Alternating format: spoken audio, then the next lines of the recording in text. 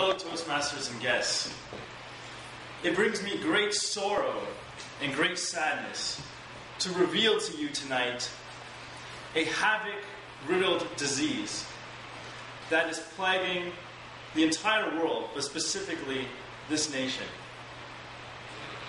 This disease is so destructive that it rips apart the very fiber of our lives.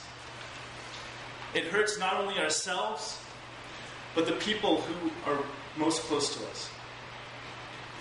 I'm talking to you about workaholism.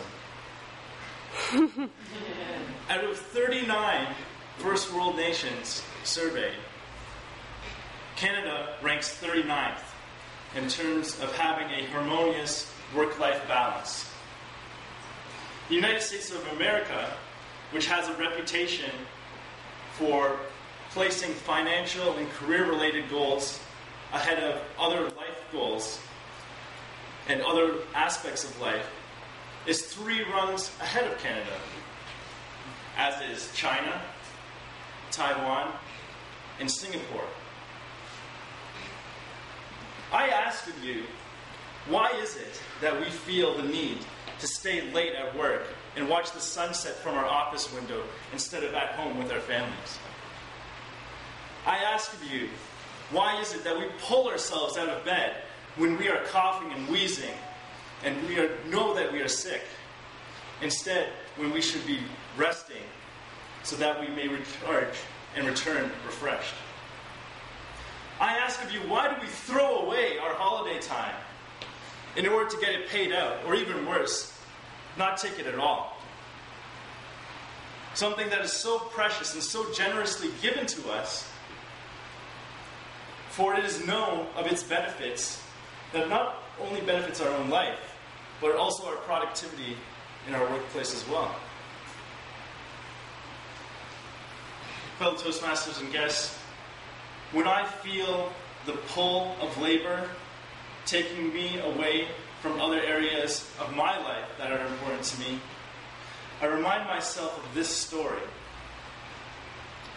Several years ago, there was a young, successful businessman. He had graduated with his MBA and had studied really hard in order to get where he was. And it paid off, as he was able to land himself a very successful career at a young, prominent company. He put in longer hours than most people did because he wanted to get ahead. When friends and family would call him, most of the time he'd have to decline, but he felt that the sacrifice was worth it. And after several years, it did pay off, for he had enough money to start his own business, something that he had always dreamed about. Starting his own business, he realized this was a risky endeavor, and he knew that he was going to have to put in even more hours than he was when he was working at his job. His weekends were now a thing of the past, and when friends and family would call, less frequently, but still he would have to decline more often than not.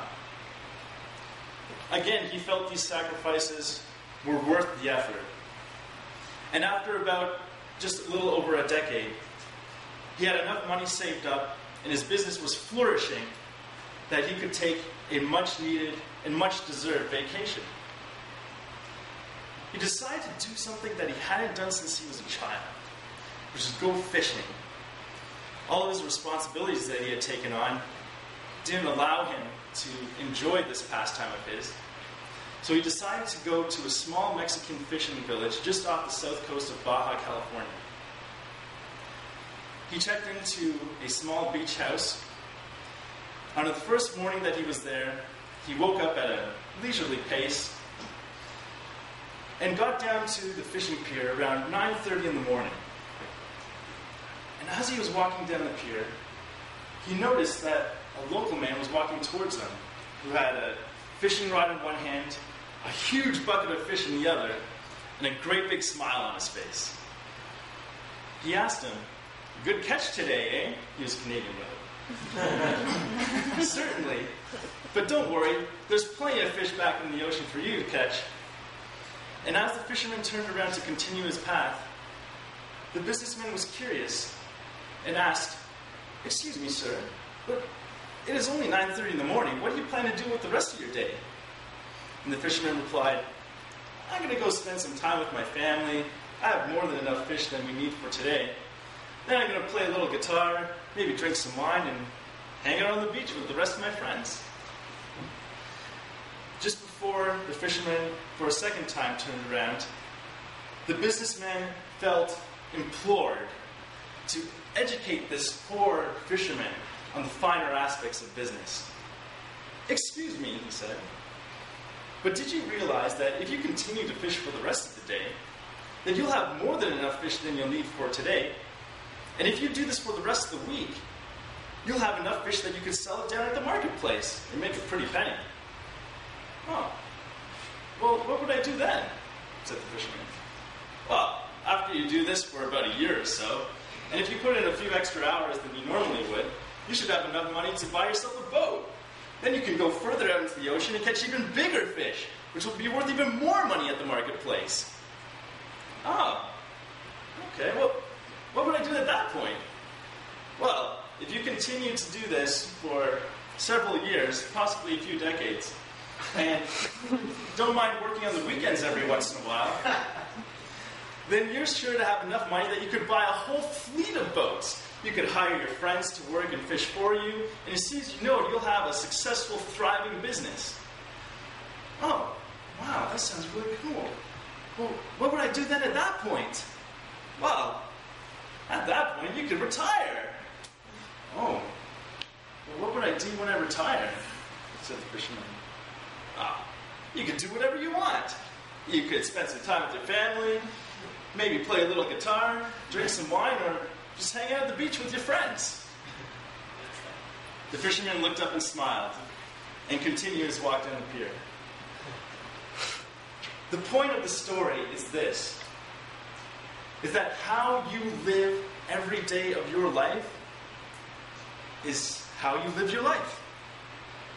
If you look back on all of the things that you've accomplished, and all of the things that you are proud of, well, it was made up of a whole bunch of tiny little days all throughout the years.